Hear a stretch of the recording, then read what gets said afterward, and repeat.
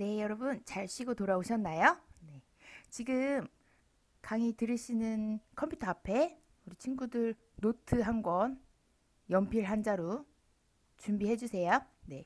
우리 친구들 정상적으로 계약해서 학교에 등교를 했으면 연구 노트를 한 권씩 친구들한테 다 나눠줬을 텐데 지금은 어쩔 수 없이 파일로만 드렸기 때문에 파일로 출력하실 수 있는 분들은 출력하셔서 연구 노트에 작성하셔도 되고요. 네, 출력이 어려우신 분들은 노트 한 권씩 준비하셔가지고 작성했던 거를 나중에 연구 노트 받으시면 그 연구 노트에 붙일 수 있도록 네, 온라인 강의 들으시면서 필기해 주시기 바라겠습니다. 네, 가지고 오셨죠? 네, 넘어가겠습니다. 우리 저번 시간에 준비물, 그 다음에 이번 학기에 우리 무슨 실험할지 알아봤는데요. 이번 시간에는 실험할 때 사이클이 어떻게 돌아가는지 한번 보고 드디어 HPLC에 대해서 들어가도록 하겠습니다. 모든 실험할 때는 1, 2, 3, 4, 5 이렇게 5가지 단계 사이클로 돌아갈 거예요. 첫 번째는 아까 말씀드렸던 거 실습 지시서 작성하실 거고요. 두 번째는 유의사항. 매 실험하실 때마다 여태까지 다행히 다친 분들 한 분도 없으시지만 혹시라도 무슨 일이 일어날지 모르니까 사고에 대비해서 항상 유의사항 확인하고 넘어갈 겁니다. 네, 세 번째, 시험용액 제조입니다. 전처리 하실 거고요. 네, 네 번째, 기기 분석. 다섯 번째, 결과 계산 순서대로 갈 거예요. 네, 제일 중요한 거 지시서 작성, 결과 계산까지 5단계로 이루어진다는 거 확인하시고요. 이 5단계가 처음에는 좀 어려울 수도 있겠지만 몸에 배이고 조금 익숙해지면 실험이 점점점 쉬워지고 재밌어질 거라고 감히 예상해 봅니다. 야, 드디어 HPLC에 대해서 알아보도록 하겠습니다. 우리 친구들은 저번 학기에 선생님이 열강을 들으셨기 때문에 네, 지금은 조금 짧고 굵게 짚고 넘어가도록 할게요. 네, HPLC 원리 먼저 정의 먼저 보실게요. HPLC는 혼합물의 구성 성분들을 분리, 식별 및 정량화하는 데 사용되는 분석화학 기술을 말합니다. 네, 혼합물을 분리하고 정량화하는 데 사용하는 분석화학 기술이다. 네, 중요 포인트 단어 기억해 주시고요. 전체적인 모식도 한번 볼게요. 펌프가 이동상 용매를 싹 끌어당깁니다. 끌어당기면 오토샘플러에서 전처리한 시험용액을 만나서 컬럼 안으로 들어가지요. 네, 컬럼 안에서는 이 혼합물들이 분리가 되기 시작합니다. 네, 너는 빨리 가, 나는 천천히 갈게. 네, 그러면서 디텍터에서 1등, 2등, 3등 순서대로 1등, 2등, 3등 순서대로 네, 크로마토그램으로 표시를 해주게 되죠. 네, 쭉 흐르던 이동상은 여기 폐액통으로 넘어가게 되어 있습니다. 한번 읽고 넘어가겠습니다. 1. 펌프가 이동상 용매에 압력을 가합니다. 이동상이 오토샘플러에 채워진 혼합물 시료를 밀어 컬럼 안으로 도입시킵니다. 컬럼 안은 고정상으로 채워져 있고 혼합물 시료는 고정상과 이동상 사이에 상호작용을 통해 고정상과 친한 물질은 천천히 용출되고 고정상과 친하지 않은 물질은 빠르게 용출됩니다. 네, 머무름 시간과 관련이 있습니다. 네, 컬럼 속이 우리 친구도 이런 그림 처음 보죠. 컬럼 속을 싹 잘라보면 이렇게 생겼어요. 네, 컬럼 안에 여기 노란색 동글동글 구슬들 보이시나요? 얘가 고정상이라고 보시면 됩니다. 스테이셔너리 패시스고요. 요 고정상 사이를 이동상이 슝슝슝슝 고정상을 지나서 이동상들이 흐르고 있지요. 이동상이 계속 지나갑니다. 네, 이동상이 지나가면서 여기 오토샘플러에서 샘플들을 만나죠. 분석해야 되는 물질을 만나죠. 분석해야 하는 물질이 컬럼 안으로 들어오면서 네, 우리 초록이는 노란색 별로 마음에 안 들어. 안 들어서 난 좀 빨리 지나가야겠어. 빠바바바바바바바바바박 지나갑니다. 네, 빨강이는 야, 내 빨간색도 진짜 예쁜데 네 노란색도 정말 예쁘다. 어디 얼마나 예쁜지 지켜볼까? 보면서 가볼까? 하면서 컬러만의 고정상들을 구석구석 탐방하게 됩니다. 네, 초록이는 슝, 빨강이는 구석 탐방하면서 컬러만을 빠져나가겠죠. 그러면 빠져나가는 속도가 차이가 나게 됩니다. 초록이, 빨강이. 네. 요 세 아이들의 속도가 속도가 다름으로써 단일 성분으로 분리가 되는 겁니다. 고정상은 다양한 상호작용으로 인해 분석물을 유지하려고 하고요. 다른 화학 성분들이 다른 속도로 컬럼을 통과하면서 단일 성분으로 분리되는 원리입니다. 컬럼을 지나오면 디텍터가 우리 프로그램 모니터에 이렇게 표시를 하게 됩니다. 네, 이렇게 얘를 크로마토그램이라고 하는데요. HPLC의 결과는 곧 크로마토그램이다 라고 생각하시면 되겠습니다. 전처리의 마지막 목적은 시험용의 1mm 만드는 건데요. HPLC의 결과는 우리 요 그래프 얻으려고 HPLC로 분석하는 겁니다. 네, 요 그래프 보시면 가로축은 시간, 세로축은 시그널이에요. 네. UV 디텍터가 흡광도를 측정하면서 그 흡수하는 흡광도 값을 이렇게 전기 신호로 표시를 하게 돼 있죠. 네, 그래서 흡광도 값에 따라서 농도가 달라지게 되는데요. 농도가 진한 애들은 농도 값이 높은 친구들은 이렇게 피크 높이도 높고 면적도 넓게 됩니다. 피크 면적과 높이는 항상 비슷하게 간다고 생각하시면 되고요. 결과 계산은 보통 피크 면적으로 많이 합니다.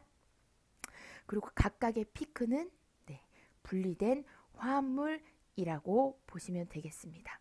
아까 우리 초록이 제일 빨리 나왔어요. 네, 얘가 초록이라고 보시면 되시고요. 컬럼에서 여기가 빨강이라고 보시면 되겠습니다. 네, 가운데쯤은 뭐 파랑이라고 보시면 되겠습니다.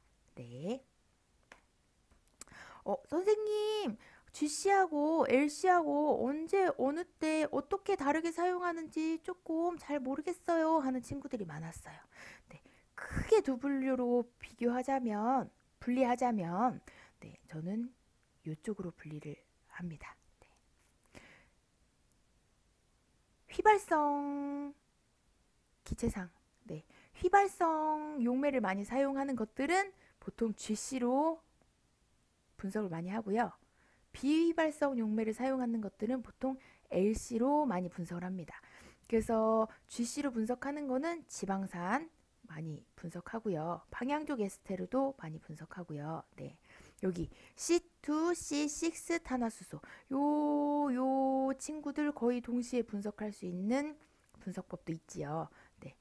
그리고 LC에서는 보통은 아미노산계, 그 다음에 당 성분도 많이 분석하고요. 색소도 분석하고요. 네, 아플라톡신도 분석할 수 있는 물질들이 아주 많이 있습니다. 크게는 휘발성, 비휘발성으로 보시면 제일 편리하겠습니다. 네, HPLC 사용 용도 보실게요. 네, 비타민, 의약품, 유기화학 물질, 자연제품, 단백질 분리할 때 대표적인 것들을 제가 여기 표시해 놨어요. 비휘발성 화학 및 생물, 화합물 성분을 분리하는 데 사용됩니다. 우리 제약회사 꿈나무들 그리고 화장품회사 꿈나무들 많지요. 또 기능성 성분 식품회사를 꿈꾸는 친구들도 많을 거예요. 그 모든 회사의 HPLC 거의 필수 장비입니다. 네, 의약품 여기 아스피린, 이부프로펜, 아세타미노펜 얘네들은 거의 진통 해열제 계열인데요. 의약품 대부분 LC로 많이 분석합니다. 정량 분석하기 위해서. 우리 이번 학기에 선생님 구성해놨죠. 비타민, 또 자연제품, 인삼, 식물 추출물 분석합니다. 유기화학 물질 엄청 많이 해요. 네. HPLC가 거의 분석화학의 꽃이라고 보시면 되겠습니다. 제약 부분에서는 도대체 어떻게 사용하냐 예를 한번 들어봤어요. 네. 우리가 제약업을 예로 들면 약물 유효 성분 여기 우리 초록 네모들만 뽑아내고 싶어요. 근데 이거를 분리하는 기술도 만만치 않아. 너무너무 어려워. 얘만 뽑아내는 기술도 정말 쉽지 않아요. 그래서 유효 성분의 품질 관리가 중요한데 얘만 뽑아냈다고 해서 얘만 순도 99.99% 뽑아내기 너무 어렵습니다. 그래서 보통은 유효 성분을 뽑아내면 유효 성분 합성 시 또는 분해로 인해 발생할 수 있는 약물 불순물을 확인하는 데 사용됩니다. 유효 성분 얘가 얼만큼 들어있는지도 확인할 수 있고요. 유효 성분 말고도 다른 불순물들이 얼만큼 있는지도 확인할 수 있습니다. 그래서 품질 관리자는 결국 환자의 안정을 보장하신다고 생각하시면 되겠습니다. 우리가 아주 큰 일을 하고 있는 거예요. 네. 멋있는 사람들이야. 우리 그러니까 좀 사명감을 가지고 책임감을 가지고 실험에 임하도록 합시다. 하드웨어 오브 HPLC입니다. 네. 이론은 알겠는데 선생님 막상 기기 분석하러 가보면 뭐가 뭔지 진짜 하나도 모르겠어요 하는 친구들이 많아요. 그래서 기기에 대해서 한번 설명을 해드리고 그리고 실험을 들어가면 좋겠다 싶어서 네, 하드웨어 부분 쪽을 한번 준비해 봤습니다. 아까 한번 보여드렸죠. 전체적인 모식도는 선생님이 그림으로도 많이 그려드려서 이제 잘 알고 있을 거라고 생각해요. 넘어가겠습니다. 네. 하드웨어 부분에서 이동상이 지나갈 때 제일 첫 번째 단계죠. 디게서 부분을 지나가게 됩니다. 에어가 이동상에 녹아 있을 때 문제점이 굉장히 많아요. 네. 펌프 이송이 불안정하고 펌프 압력이 좀 달라질 수 있어요. 그래서 디텍터 셀에서 큰 노이즈와 베이스라인 드리프트가 일어납니다. 얘는 어떤 거에 변화를 주냐면요. 예쁘게 피크가 나와야 되는데 피크 모양이 이상해질 수도 있고요. 베이스라인이 이렇게 올라가서 나중에 피크 면적을 구하고 싶을 때 피크 면적을 정확히 구하기 어려운 경우도 있습니다. 또 피크 머무름 시간을 변화하기도 해요. 그래서 피크 머무름 시간이 똑같은 A 성분인데 2.5분에 나왔던 게 에어가 녹아 있을 때는 2.1분에 나오기도 하고 이렇게 머무름 시간이 달라지면 같은 성분인데 다른 성분으로 우리가 착각할 수도 있게 되는 거죠. 그렇기 때문에 디게싱, 탈기를 해줘야 합니다. 이동상 안에 에어나 기체가 녹아있지 않도록 네, 꼭 탈기를 해줘야 합니다. 그래서 하드웨어 첫 번째, 이동상이 흘러가는 첫 번째 단계에 항상 디게서가 있어요. 네. 그 다음에는 펌프가 있어요. 펌프는 두 종류가 있는데 보이시나요? 얘는 병렬식, 네, 우리가 사용하고 있는 펌프입니다. A 펌프, B 펌프라고 사용하시면 되고요. 얘는 직렬식이에요. 네. 아이소크레틱 밖에 사용을 못한다고 생각하시면 돼요. 여기는 A, B 각각의 펌프에서 유속을 조절해 줄 수 있기 때문에 유량을 조절해 줄 수 있기 때문에 네. 그레디언트 모드도 사용할 수 있다고 보시면 되겠습니다. 여기 플런저 헤드가 요렇게 빙글빙글 돌아가면서 네, 펌프를 슝슝슝 옮겨준다고 생각하시면 돼요. 네. 우리 펌프에서 가장 중요하게 보실 부분이 그레디언트 시스템하고 아이소크레틱 시스템이죠. 그레디언트 시스템, 아이소크레틱 시스템. 네. 아이소크레틱 시스템은 분석하는 동안 이동상 조성이 바뀌지 않습니다. 우리 카페인 분석할 때 메탄올 20, DW, 물 10 이렇게 분석했었죠. 그래서 똑같이 이동상 조성이 바뀌지 않았을 때 같은 실험 결과입니다. 메탄올 함량이 6대 4일 때는 분석 시간이 길어요.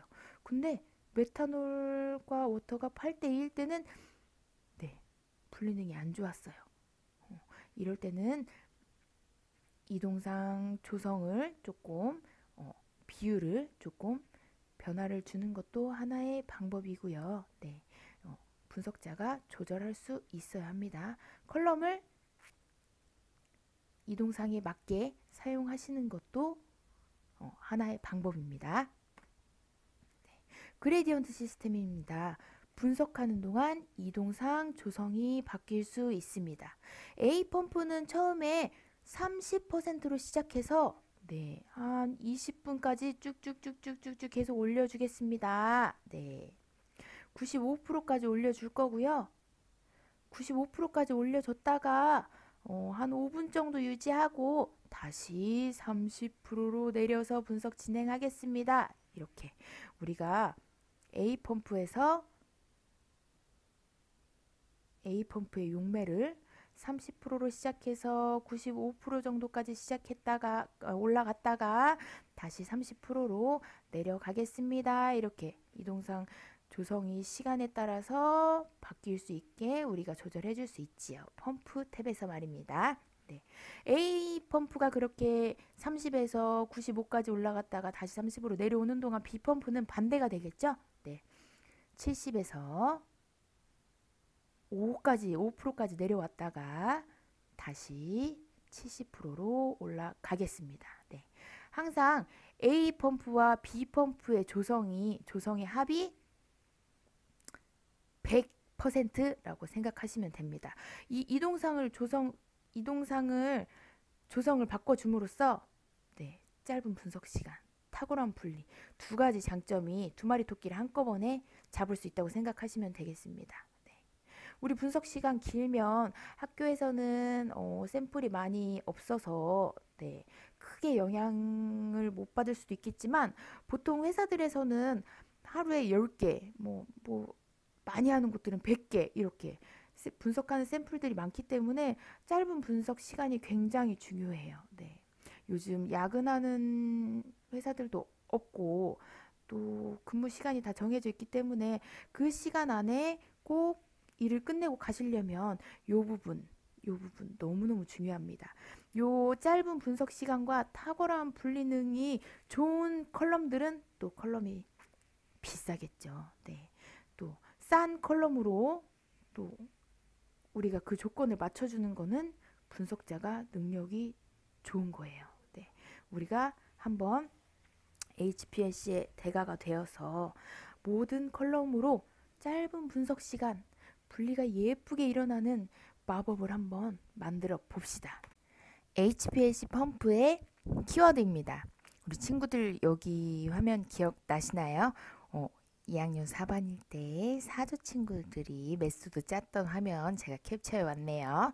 자, 플로우 모드에서는 아이소크레틱 플로우, 바이너리 그레디언트, LPGE 등등 단어가 있었는데요. 자, 보시면 플로우 모드 펌프에서 펌프 A 플로우, 펌프 B 플로우 입력하는 게 있었고요. 여기 보시면 아이소크레틱 플로우, 용매의 조성이 변하지 않는 모드였죠. 바이너리 그레디언트 같은 경우는 용매의 조성이 분석하는 동안 변할 수 있는 시스템이었습니다. 플로우 레이트 여기 아까 방금 설명드렸던 거랑 똑같죠?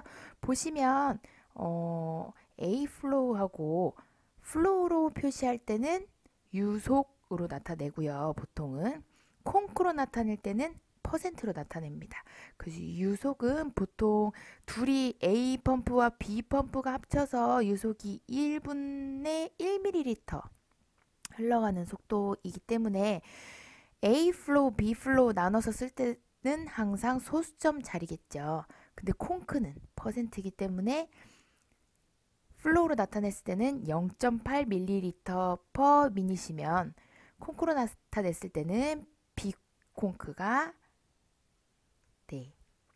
20%겠죠. 여기 B 플로우 0.2ml per minute, 콩크로 나타낼 때는 20%가 될 수 있습니다. 여기 지금 나타내는 단어들 이따가 형성평가에 문제가 몇 가지 있어요. 꼭 기억하시고 문제 풀어서 제출해 주시기 바라겠습니다. pressure, 압력 같은 경우는 작년에도 설명드렸을 거예요. 혈관하고 같기 때문에 유속이 흘러가는 동안 그 안에 관들이 받는 압력, 최대 압력, 최소 압력 입력하게 되어 있는데요. 최소 압력은 보통 최대 압력이 우리 주입구에서 주사기 모양 거기가 제일 약하다고 해요. 20메가파스칼 이상 되면 거기는 고장이 날 수가 있다고 봅니다. 네, 그래서 최대 압력을 20메가파스칼로 지정을 해주시면 분석하는 동안 어디 라인이 막히거나 뭐 문제가 생겼을 경우에 압력이 계속 올라가겠죠. 그러면 20메가파스칼 이상이 되면 장비에 손상이 일어나지 않게 네, 자동으로 장비가 멈추게 되겠습니다. 넘어가겠습니다. 이번엔 오토 샘플러예요. HPLC 오토 샘플러의 키워드가 나와 있네요. 오토 샘플러에서는 샘플 렉 타입, 샘플링 스피드, 쿨링 템퍼러처, 퍼지 타임, 린싱 모드, 프리 트리트먼트, 프로그램 모드, 인젝션 볼륨 여러 가지 단어들이 있었는데요. 여기서 중점적으로 보실 거는 인젝션 볼륨이겠죠. 우리 항상 주입량 항상 체크하셔야 되고요. 주입량에 따라서 피크 면적도 달라질 수 있기 때문에 일정하게 찍는 게 중요합니다. 네. 쿨링 템퍼러처 같은 경우는 우리 지금 실험실에 있는 장비 3대 중에 한 대만 가능한 거예요. 쿨링 템퍼러처 쿨링이 가능한 오토 샘플러는 항상 샘플 렉 타입도 같이 디텍트 렉 선택해 주신다는 거 기억해 주세요. 드디어 컬럼입니다. HPLC 컬럼 오븐의 키워드. 네. 오븐 템퍼러처 같은 경우는 대부분 상온보다 조금 높은 온도 30도씨에서 50도씨에서 사용하는데요. 컬럼 온도가 올라갈수록 분석 시간이 짧아지겠습니다. 네. 이 사이에서 적절히 조금씩 조절해 주시면 되시고 대부분이 40도씨에서 많이 분석을 하죠. 네. 템퍼러처 맥스 네, 온도도 최대 온도가 있어요. 컬럼에 따라 사용할 수 있는 최대 온도가 정해져 있는데 이 정해져 있는 온도 이상 올릴 경우에 고정상 즉 컬럼에 충진물에 손상을 입히게 됩니다. 네, 최대 온도도 보통 대부분이 90도씨예요. 네. 컬럼만큼 중요한 HPLC 파트 중에 하나죠. 디텍터. 디텍터에서 이제 정량 분석을 나타내 주는데 분리가 끝난 후 자외선을 이용해 시료에 들어있는 물질의 양을 측정하죠. UV 디텍터하고 PDA 디텍터들이 보통 그래요. 네. 흡수되는 빛의 양은 물질의 양에 따라 달라집니다. 흡수되는 빛의 양은 물질의 양과 정비례하며 이는 물질의 양이 2배일 경우 흡수되는 빛의 양도 2배가 된다는 것을 의미합니다. 그래서 우리가 흡광도에 따라서 농도가 흡광도 측정값에 따라서 농도가 달라진다는 거 피크 결과로 확인했었죠. 그게 이것 때문에 그래요. 네. Beer's law. 네. 비얼스의 법칙 때문에 A 흡광도는 몰 흡광계수 셀의 길이 용액의 농도를 곱한 값과 같다. 네. 그래서 흡광도가 높으면 용액의 농도도 높은 거겠죠. 그래서 흡수되는 빛의 양과 물질의 양, 즉 농도가 정비례한다는 거 기억하시면 되겠습니다. 우리 디텍터 종류가 이렇게 많아요. 네. 이거 말고도 다른 종류들도 있는데 가장 많이 쓰는 4가지 종류입니다. UVBG 디텍터 같은 경우는 디텍터 위에 뚜껑을 열어보면 실제로 이렇게 생겼어요. 네. 빛을 쏴주는 램프가 있고요. 슬릿을 통해 가지고 샘플 셀을 지나서 검출부에서 전기 신호로 흡수를 하게 되겠습니다. 흡수되는 양을 변환해 주는 거죠. 네. RID 디텍터 같은 경우는 굴절률을 측정해 주는 거예요. 빛을 쏴서 얼마나 굴절이 되는지. 그래서 당류 분석할 때 많이 쓰는 디텍터고요. 얘는 형광 디텍터라고 생각하시면 돼요. 특정 원자들은 강력한 뭔가 충격을 받았을 때 그 원자들이 들뜬 현상이 되는데 이렇게 들뜬 현상이 되었을 때 그 특수 원소들마다 각각 그 원소들이 빛을 발광을 한다고 생각하시면 돼요. 그 발광하는 빛의 양을 측정하는 디텍터인데 이거 같은 경우는 그 특수한 원소들만 분석이 가능하겠죠. 그래서 그 발광하는 빛의 양을 측정하는 디텍터입니다. PDA 같은 경우는 UVB 디텍터하고 아주 유사해요. 근데 얘 같은 경우는 검출하는 파장 범위가 넓다고 생각하시면 되겠습니다. UVB 디텍터는 우리가 측정하는 파장의 수치를 정하게 되어 있죠. 그래서 그 정한 수치에서만 결과값이 확인이 가능한데 PDF 같은 경우는 그 파장 영역 전체를 훑을 수가 있어요. 그래서 전체를 훑은 값에서 280 나노미터 파장에서는 어땠는지, 320 나노미터 파장에서는 어땠는지 결과값을 비교해 볼 수가 있습니다. 그래서 UV 비즈 다음에 제일 많이 사용하는 디텍터이기도 해요. 디텍터 종류들이 여러 가지 있다는 거, 그 중에 UV 비즈 우리가 사용하는 거는 꼭 정확하게 알고 가셨으면 좋겠습니다. 키워드 램프 셀렉션, D2 램프 같은 경우는 여기 광원에서 쏘아주면서 빛의 산란이 일어나거나 뭐 다른 빛에 방해를 받거나 할 수 있기 때문에 D2 램프가 보정을 시켜주는 거예요. 웨이브 레인지 같은 경우는 파장을 우리가 어느 파장에서 측정을 할지 선택해 주는 거. 시그널 유닛은 볼트로 측정이 된다는 거 기억해 주세요. 넘어가겠습니다.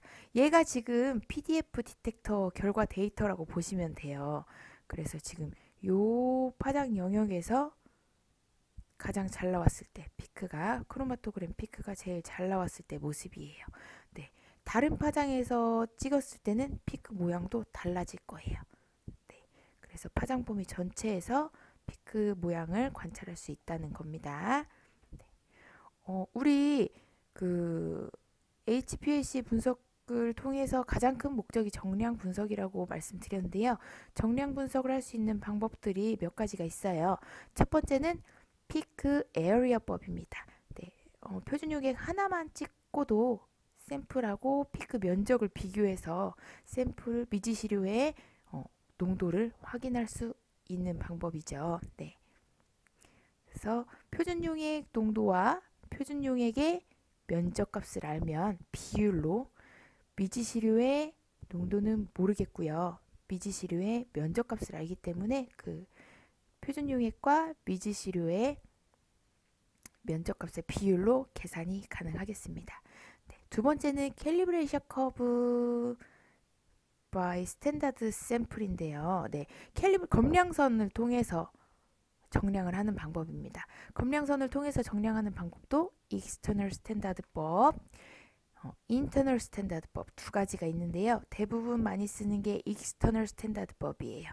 카페인 정량할 때든지 비타민 C 정량할 때든지 제일 많이 쓰는 방법인데, 익스터널 스탠다드 같은 경우에는 샘플 속에 표준품을 포함하지 않고 표준 용액을 따로 제조하고 샘플 전처리를 따로 제조해서 표준 용액 농도값에 해당하는 피크 면적과 미지시료에 해당하는 피크 면적을 얘도 비교하는 거겠죠.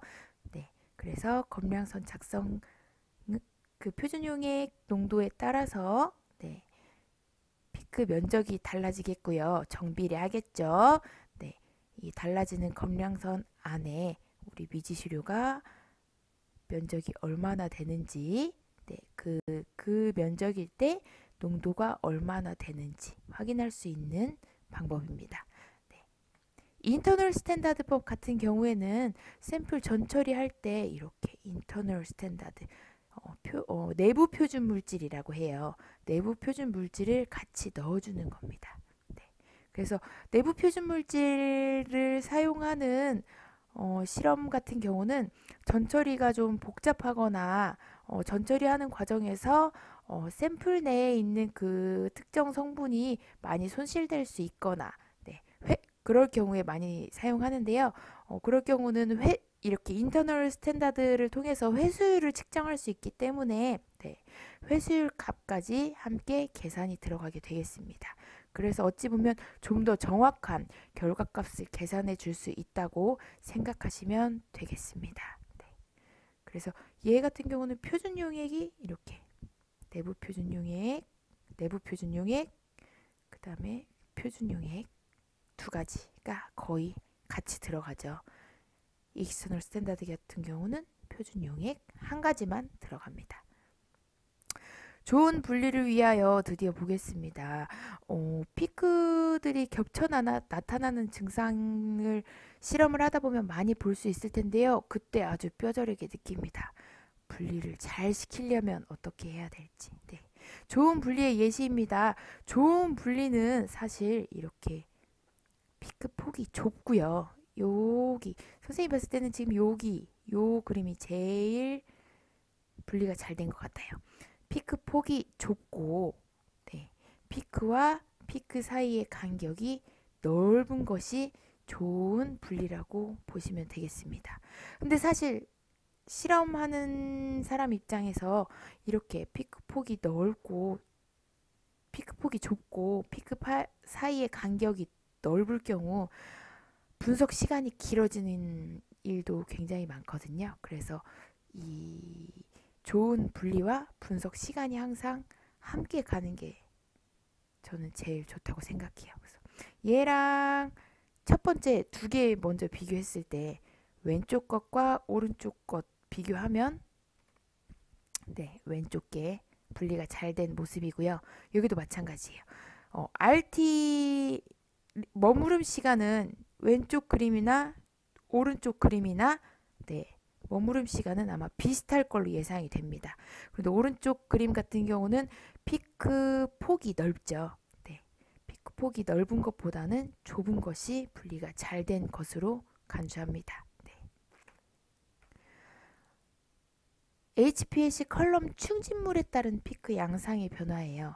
네, 얘도 우리가 어떤 피크를 선택할지에 큰 영향을 미치는 경우인데 여기 첫 번째 갈색 피크 같은 경우는 네, C18 컬럼을 썼을 경우 두 번째는 C8 컬럼을 썼을 경우 네, 세 번째는 C4 컬럼을 썼을 경우죠.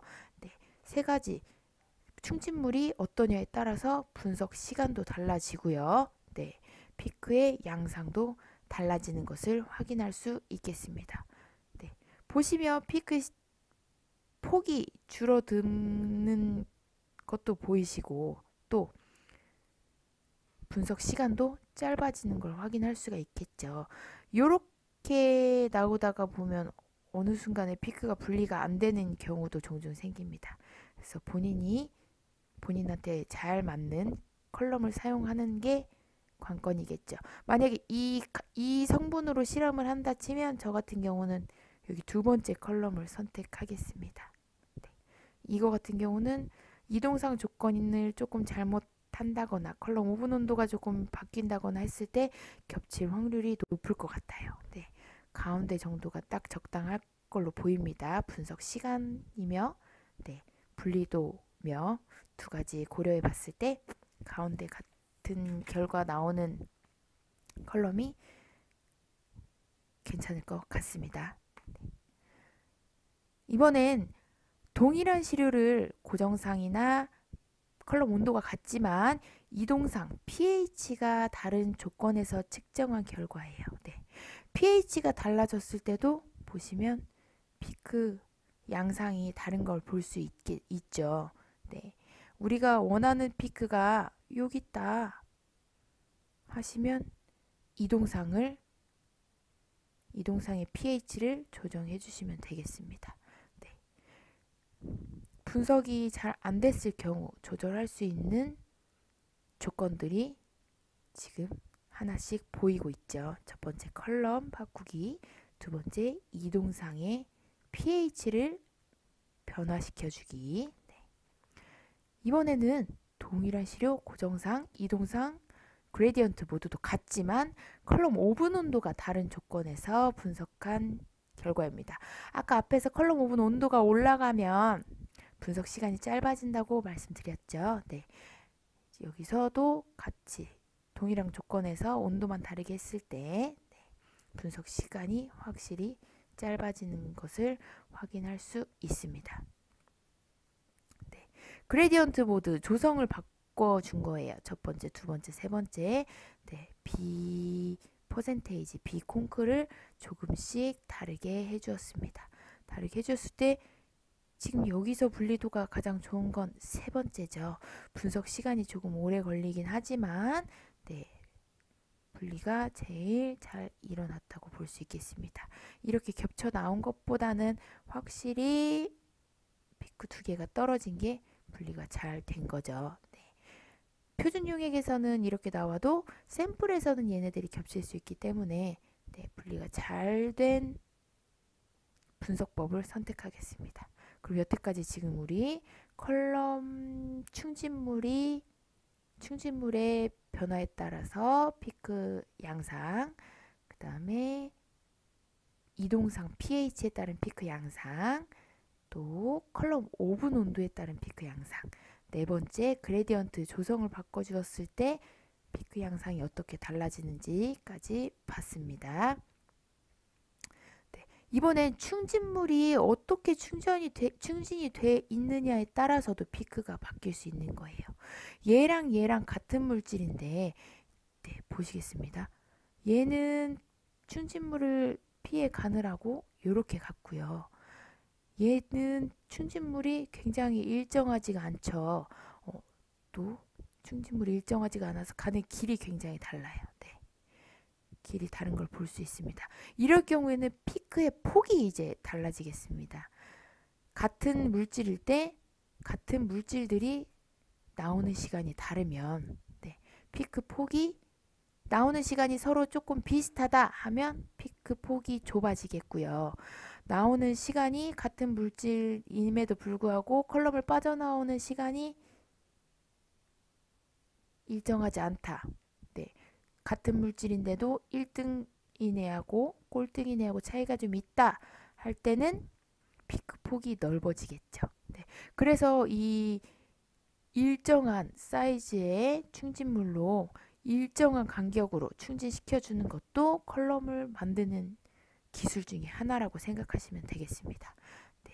그리고 또 보시면 분석 물질이 자기 확산 작용에 의한 피크 폭이 증가하기도 합니다. 유속이 느리면 분석 물질은 이동상에 더 오래 머무르게 되고 피크 폭이 증가하게 됩니다. 네. 분석 물질 자체가 이 충진물 안에서 확산이 일어나면서 피크 폭이 넓어질 수 있다는 것을 말씀드리는 겁니다. 네. 이번에는 매스 트랜스퍼라고 하는데요. 같은 물질이라도 이 충진물 안에까지 얼만큼 얘가 들어가는지에 따라서도 피크 폭이 달라질 수 있습니다.